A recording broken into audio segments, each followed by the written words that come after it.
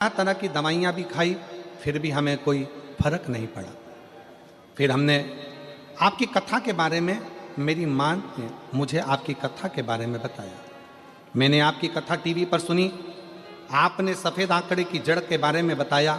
फिर 2022 में बड़ोदरा में आपकी कथा हुई। 7 दिन कथा में रहना, पंडाल में बैठना और उस पंडाल की मिट्टी को अपने मस्तक पर चढ़ाकर अपने गर्भ से लगा लेना। अब इस मिट्टी में क्या होगा?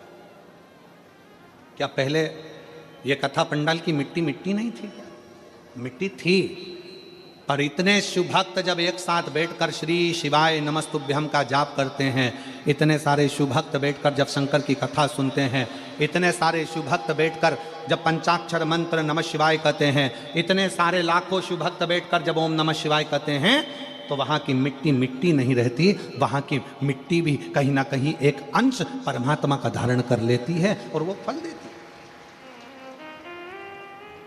कनक कुंडला को रत्न भद्र यक्ष का चढ़ाया गया निर्माल्य छूता है और वो श्रेष्ठ हो जाता है। तो कहा, बड़ोदरा की कथा 2022 में सुनी, पंडाल में रहती, पंडाल में सोती और पंडाल की मिट्टी को अपने शरीर पर लगा लेती। मैं बाबा को धन्यवाद देने के लिए आई हूँ। कहीं बैठी हों माधुरी अविनाश सोनवड़े, पति अविनाश अशोक सोनवड़े, कहीं बैठे हों, आ जाइए, अपने बच्चों को लिए आओ। सोनवड़े, मैं बड़ोदरा से आई हूँ।